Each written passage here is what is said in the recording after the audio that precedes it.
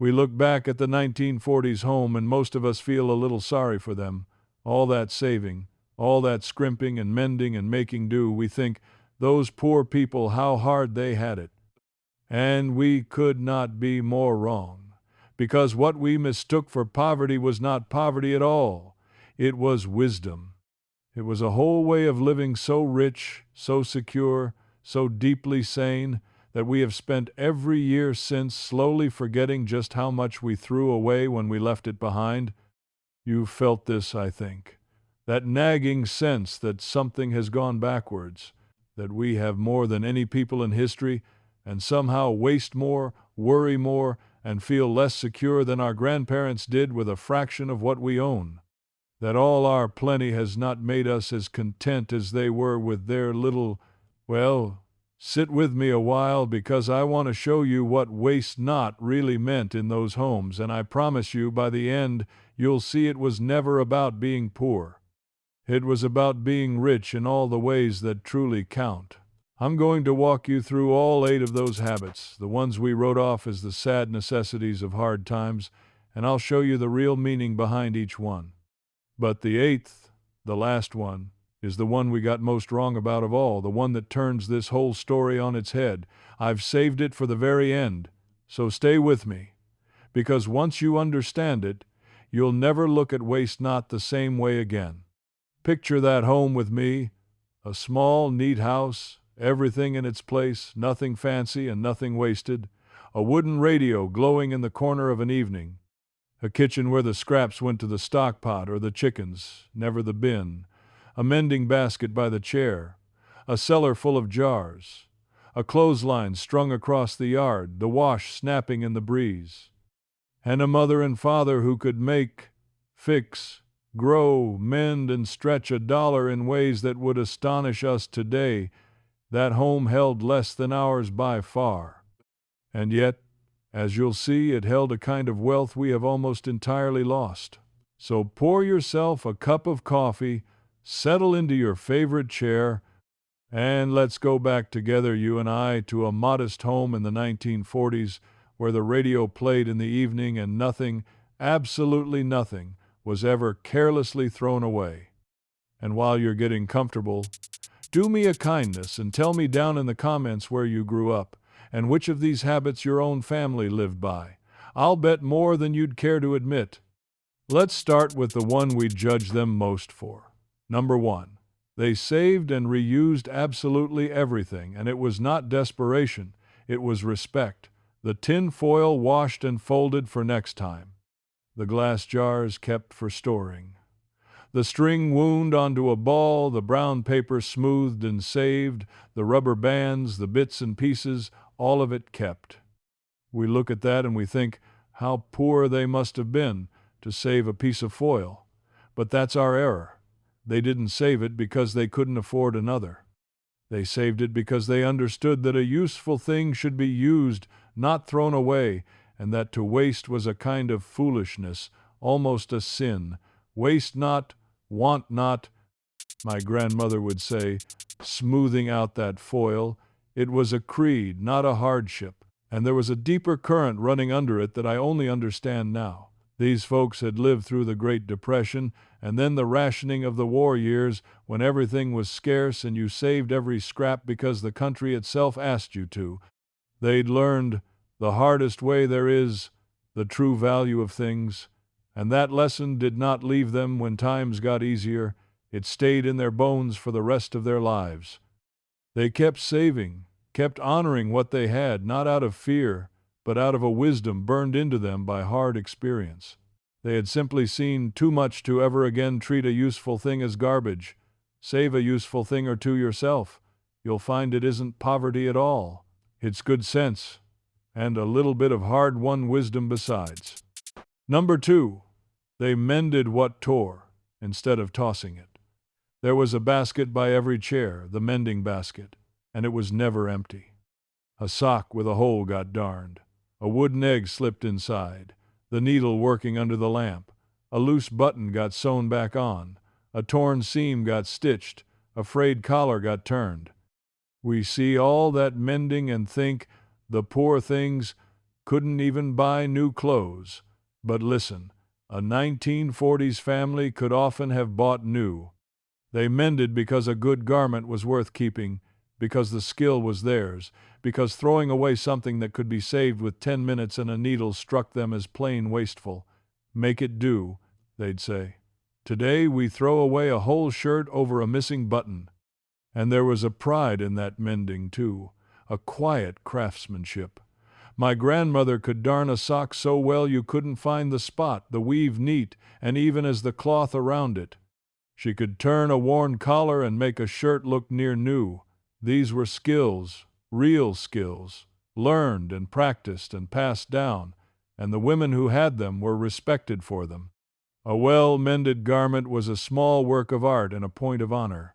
We've lost the skill entirely, most of us, and with it that quiet pride in keeping a thing whole and good.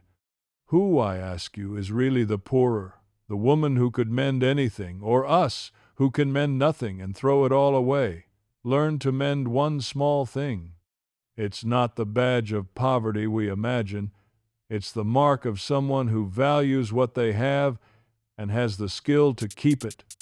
Number 3. They used every last scrap of the food and wasted not a crumb. The bones became broth. The stale bread became pudding or stuffing or crumbs. The bacon grease was saved in a can. Monday's roast became Tuesday's hash, became Wednesday's soup. The vegetable tops and peels went to the stock pot or the chickens or the compost. Nothing, and I mean nothing, was thrown out. We look at that and think, how hard up they must have been, eating leftovers all week. But they weren't suffering.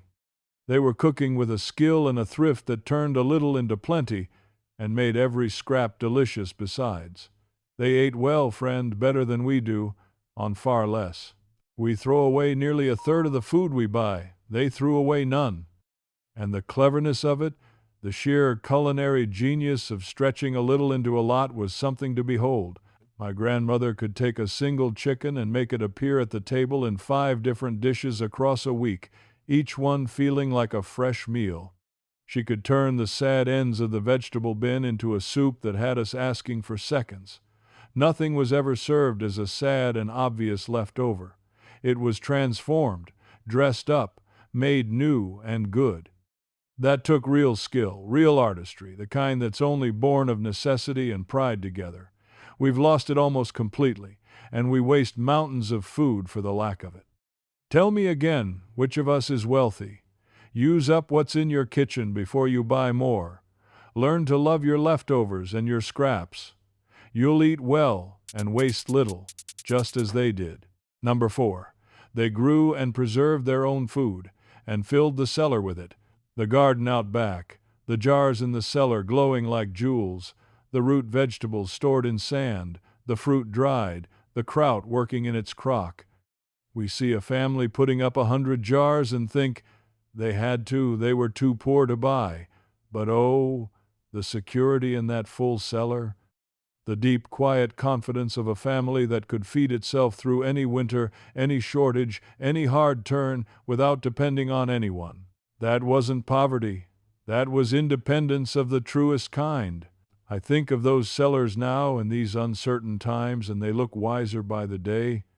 We've all had a taste these last few years of what it feels like when the shelves empty out and the prices climb and the smooth flow of everything we depend on stutters and catches.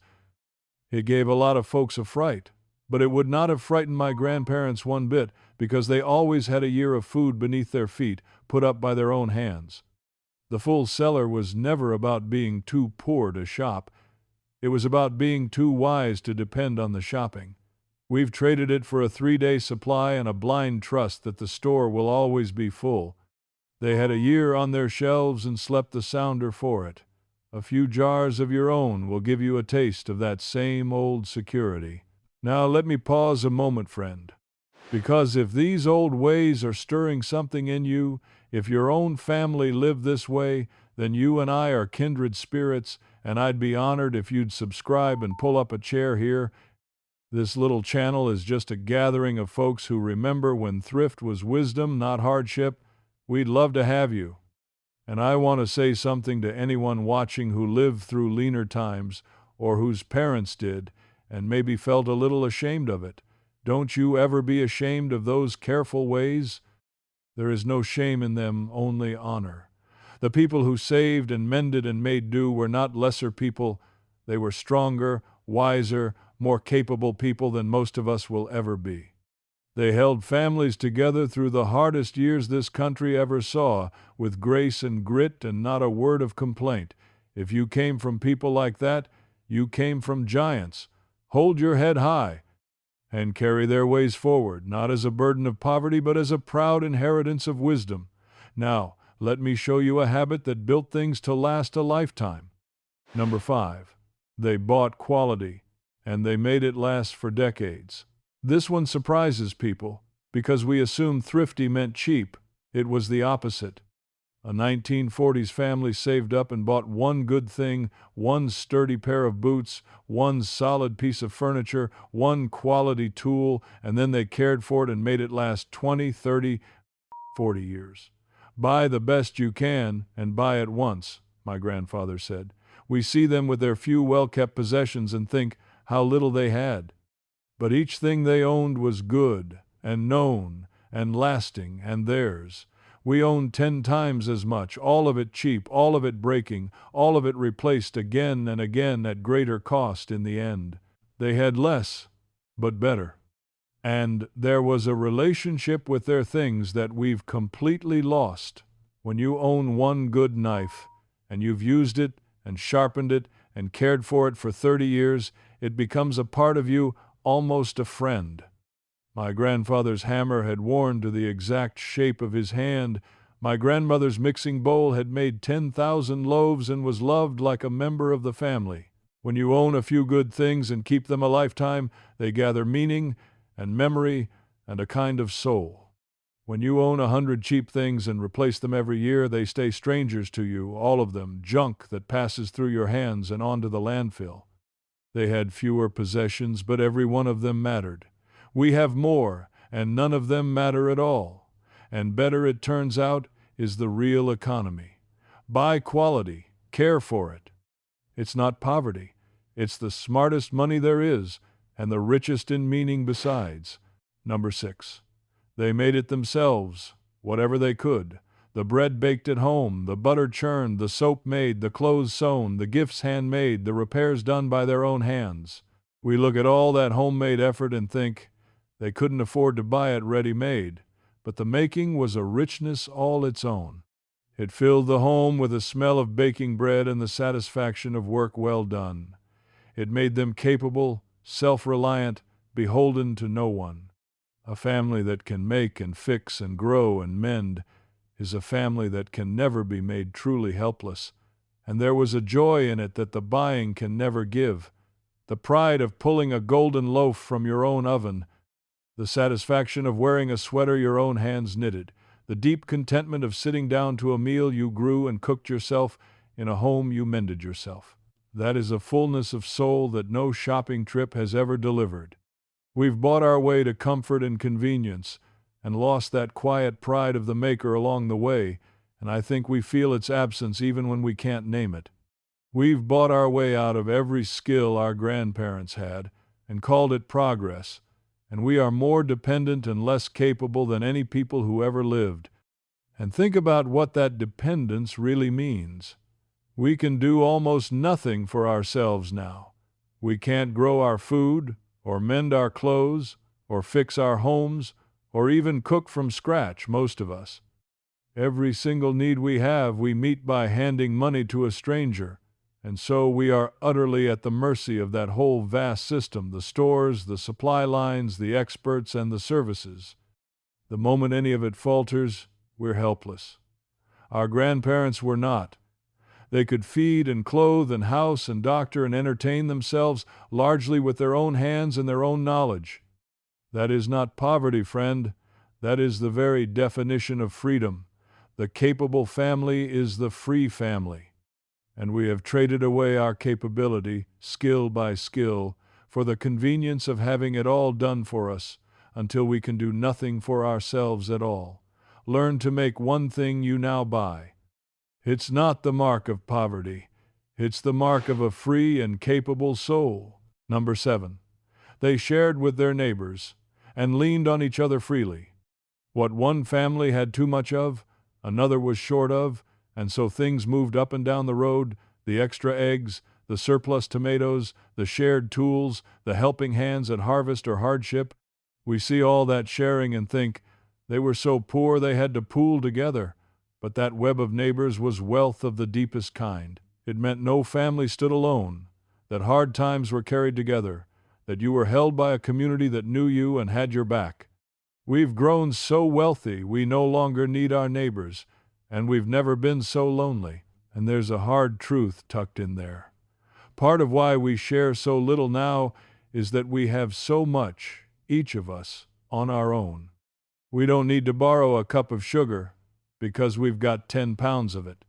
We don't need to share a tool because we each own our own, used twice and forgotten in the garage. Our very abundance has isolated us. The old families needed each other, and in needing each other they were bound to each other, and that binding was a sweetness and a security worth more than any amount of self-sufficiency. We've engineered the need right out of our lives, and we've gotten loneliness in the bargain.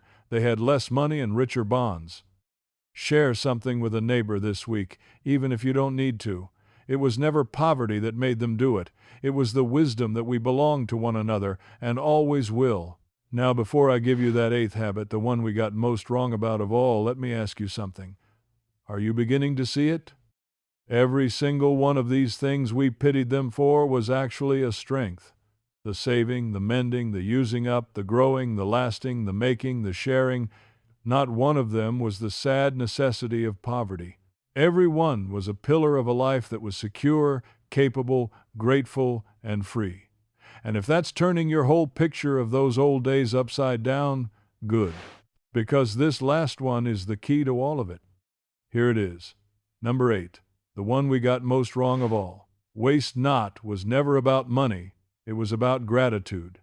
It was a whole way of seeing the world, in which everything you had was a gift to be honored, and to waste it was to be ungrateful for the blessing of it. That's the heart of it, friend. That's what we missed entirely. When my grandmother smoothed out that piece of foil, she wasn't counting pennies. She was practicing a deep and daily gratitude. She believed in her bones that the food, the cloth, the tools, the home, all of it was a gift, hard-won and not to be taken for granted, and that the right and proper response to a gift is to honor it, use it fully, waste none of it, and give thanks. Waste not, want not, was not the anxious math of the poor. It was the grateful creed of the wise. To waste was to say, this means nothing to me. There's always more, I don't care. And they would not say that about anything, because they were grateful for everything. And they taught that gratitude to their children without ever sitting them down to teach it. When a child grows up watching a mother honor every scrap of food, mend every torn sleeve, treasure every simple thing, that child learns deep down that things have worth, that nothing comes for free, that the world is full of gifts to be grateful for. It shaped the whole soul of a generation.